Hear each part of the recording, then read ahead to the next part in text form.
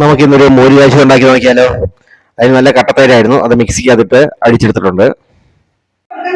ആവശ്യമായ ഇൻഗ്രീഡിയൻസ്: പച്ചമുളക്, കരിവേപ്പില, ചെറുള്ളി, വെളുത്തുള്ളി, ഇഞ്ചി. തേങ്ങ ഇതിനകത്ത് യൂസ് ചെയ്യുന്നില്ല കേട്ടോ. സ്റ്റവ് ഓണാക്കി ചട്ടി തീ വെച്ചു. ചട്ടി ചൂടായി വന്നിട്ടുണ്ട്, അതിലേക്ക് കുറച്ച് എണ്ണ ഒഴിക്കാം. എണ്ണ ചൂടായി വന്നിട്ടുണ്ട്, നമുക്ക് അതിലേക്ക് കുറച്ച് ഉലുവ ഇട്ട് കൊടുക്കാം. ഉലുവ പൊട്ടി വന്നിട്ടുണ്ട്, നമുക്ക് അതിലേക്ക് കുറച്ച് ജീരകം ഇട്ട് കൊടുക്കാം.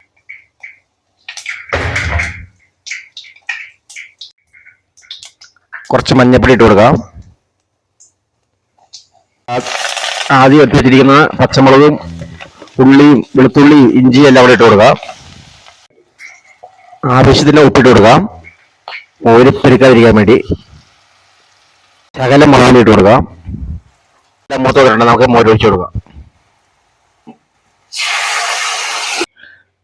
മോര് ചെറുതായി ചൂടായി വന്നിട്ടുണ്ട്, ചെറിയ ചൂട് മതി, നമുക്ക് സ്റ്റവ് ഓഫ് ആക്കാം. മോര് കച്ചി നമുക്ക് താളിക്കാൻ വേണ്ടി ചട്ടി തീ വെച്ച് എണ്ണ ഒഴിച്ച്, എണ്ണ ചൂടായി വന്നിട്ടുണ്ട്, ഉലുവ ഇടാം. ഉലുവ പൊട്ടി വന്നിട്ടുണ്ട്, അതിലേക്ക് കുറച്ച് ഉള്ളിയും കരിവേപ്പിലയും ഇടാം. ബത്തലമുളക് ഉണ്ടാക്കി നല്ലതാണ് അല്ലേ. മൂത്ത് വന്നിട്ടുണ്ട്, നിറത്തിന് വേണ്ടി ഇച്ചിരി മുളക് പൊടി ഒഴിച്ചത് മോര് കാച്ചിലേക്ക് ഒഴിച്ചു കൊടുക്കാം.